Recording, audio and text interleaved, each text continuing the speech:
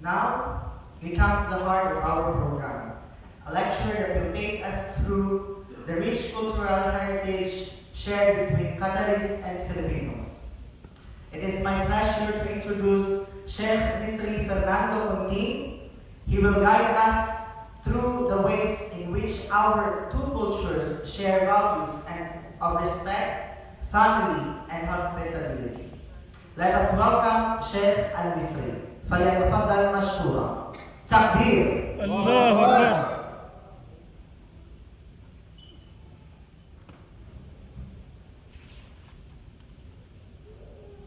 Mukhang hindi nakadesign itong podium para sa akin. Medyo mataas. Okay. Magandang hapon po sa inyong lahat. Kuya Jimmy, yung first natin. Okay.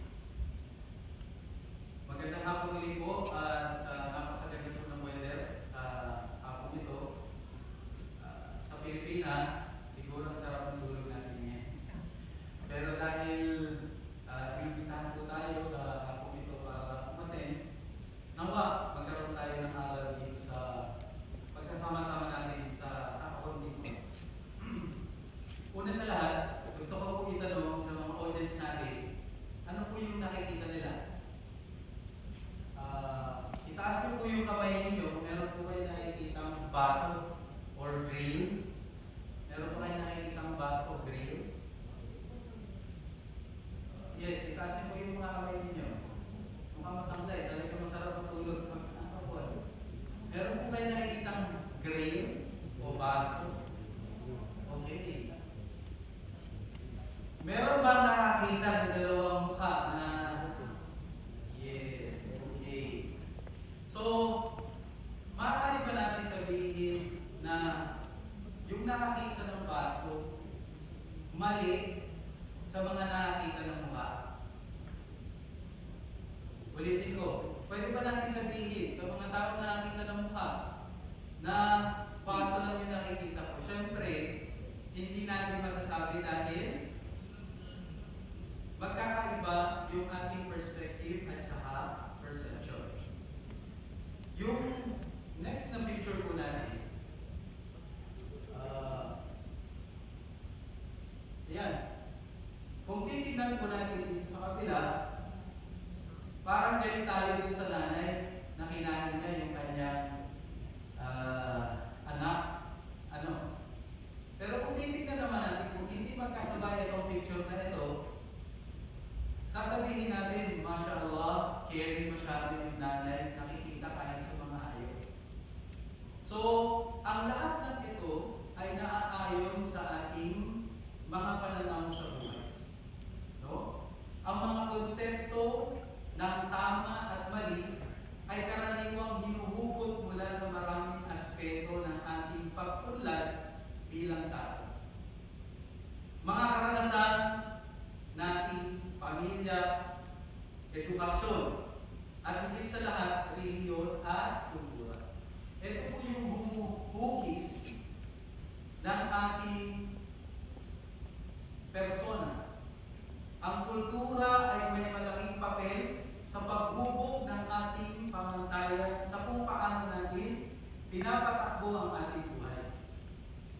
Sa pamamagitan ng kultura, natutunan po natin ang mga nakasanayang paniniwala, yung tradisyon, ang mga kaugalian na nagiging basehan natin sa ating desisyon sa buhay at mga kilos. Sa ngalan ng Allah, ang pinakamaawain, ang mahabagin, binabati ko po kayo sa pagbati ng kapayapaan. Assalamualaikum warahmatullahi wabarakatuh. Muli sa inyong lahat at sa mga napaka-honorable visitors po natin na pinagbigyan po tayo para po umatin dito. Ano nga ba yung kultura at bakit natin dapat talakayin at pag-usapan? Ano ang kultura ng Qatar? Ano naman yung kultura na kagisnan natin mga Pilipino? Maaari bang magkaroon ng ugnayan yung dalawang magkakaibang kultura? I'm very sure at sigurado ako lahat tayo meron na tayong naging karanasan sa iba't ibang kultura ng ating mga nakakasalamuhan. Yung iba rito, Indiano, yung iba Kapari, no? Meron silang daladalang mga ugali, tradisyon na pati sa trabaho, sa mga kapitbahay natin, nakikita po natin at lumalabas itong mga kultura nito. Yung may mga kultura at ugali na ating hahangaan. No? Nakakahanga tulad ng kultura ng Japanese na sa bawat pagpunta po nila ng Hajj dati, makikita nyo, pinupulot nila lahat ng basura nakikita nila sa daan. No? May mga ibang maaaring nakakapagtaka. Bakit nila ginawa yung ganong klaseng gawain? At meron din, minsan maiinis ka, maiinsulto, or magagalit. No? Ito po yung nakakasalamuhan natin araw-araw at dala-dala nila ito mula pa pagkabata. So, paano ba dapat natin o paano dapat tayo makitungo sa kanila? Naiiba sa nakasanayan at nakagawian nating kultura. Dapat ba natin itong tignan sa lente ng ating sariling kultura? Yan po yung mga katanungan na ating susubukan sasagutin. Hopefully, sa loob ng 20 minuto ng inyong mga mahalagang oras. Hopefully, mabigyan natin ng justice yung topic at meron po tayong matutunan. Ang mga katanungan na yan, ito po yung tutulong para mapahalagahan natin at maintindihan natin yung topic natin pagtuklas sa mayamang kultura ng Qatar at paghahambing ng mga pagkakapareho sa tradisyon ng mga Pilipino. Ano nga ba ang definition? Para po simulan natin, kailangan natin i-define kung anong ibig sabihin ng kultura at bakit mahalaga ito. According po kay Abad et al. 2014, culture can be defined as the totality of socially transmitted patterns of thoughts, values, meanings, and beliefs. It encompasses a wide range of elements that shape a community's identity, including language, religion, food, clothing, music, art, social practices. Culture not only reflects the unique characteristics of a society, but also acts as a cohesive force that binds individuals together through shared experiences and traditions. Napakagandang pakinggan, English. Nose to bleed po ako, buti na lang meron tayong ChatGPT. Nung tinanong po natin, anong kahulugan nito sa Tagalog, no? Tinatranslate natin sa ChatGPT. Meron po tayo Tagalog, no?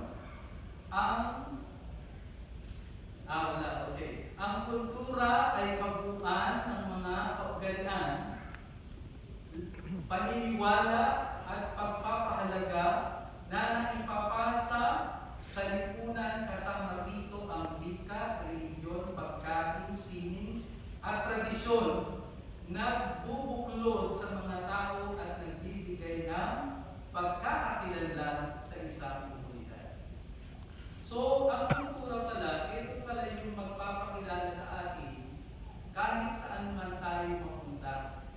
Sa Philippines, because very diverse at saka iba yung geographical pagkakalikha ng Diyos, no? Ang daming islands, meron din ibang kultura tayo sa Mindanao, sa Visayas, at sa Luzon. Kaya napaka-rich ng culture po ng Philippines. So, napakahalaga ng kulturang ito dahil dito tayo nakikilala. Bilang tao, ito ang unang bumuhukis sa ating karakter. ibig natin sabihin, tulad na lamang, no? Malalaman mo, Ika, na siya ay isang Pilipino sa ibang bansa, kapag tinatanong mo siya ng direksyon, gagamitin niya yung kanyang puso. Doon. Saan ang papuntang Doha? Doon. Okay? So, dala-dala po natin at ito yung humuhugi sa atin. Mula sa murang edad, unti-unti natin inilalakad ang pundasyon ng ating paniniwala. Dala-dala natin ito hanggang sa tayo ay tumanda, ginagamit bilang gabay sa pakikitungo sa ibang tao. Dahil dito, sa kultura natin, nagkakaroon tayo ng biases at mga prejudices. So, meron tayong pananaw na negative pagdating sa ibang tao. At syempre, hindi rin mawawala dyan yung appreciation natin at yung fairness na pakikitungo sa iba. So, saan nga ba nagmula o nag-originate itong mga kulturang ating nakasanayan? Ang kultura po ng Qatar at ng Pilipinas ay pareho nakaugat sa reliyon. Pare-parehas po tayo na ang pinaghuhugutan po ng ating mga kultura ay, kung titignan po natin sa Pilipinas, sa unang mga panahon kung saan binuo yung mga cultures natin, matindi yung paghugot at pagkuha natin sa reliyon. Karamihan sa mga pagkakatulad ng dalawang kultura ng Qatar at ng Pilipinas, dahil iisa lang po yung pinagmulan. Ngunit sa Pilipinas, alam po natin sa paglipas po ng panahon, unti-unting inangkop bilang mga Pilipino ang kultura ng mga mananakop sa atin. Tulad po ng alin? Kultura ng mga Espanyol na sinasabi nila kailangan mo matulog ng siesta. The word siesta pa lang from the Spanish word of parang tulog ng hapon. No? So marami tayong mga kultura kahit sa lingwahe pumapasok yung mga salita ng Espanyol. Yung iba, living the life of the dream, the American dream. No? Pagka sinabing Americanized, napakasaya natin na natatawag tayong magaling sa Ingles. So, lahat ng mga ito, nakuha at na-adapt natin sa mga nanakop sa atin at sa mga kulturang napunta sa dalawang ito. Tulad ng mga katutubo at yung mga traders na pupunta sa Pilipinas. Ang pinaka-positive po dyan para sa ating mga Pilipino, kahit saan po tayo itapon sa labas ng Pilipinas, kaya po natin mag-adapt sa lahat ng culture na nakakasama natin. Madali po para sa atin kasi experience natin through the years of occupation. Isipin nyo, 333 years indoctrinated tayo sa culture ng Spain. Diba? So, ito po yung positive sa atin. Sa kabilang dako naman, yung Qatar, syempre nanatili pa rin yung mga kapari sa kanilang paniniwala sa religion.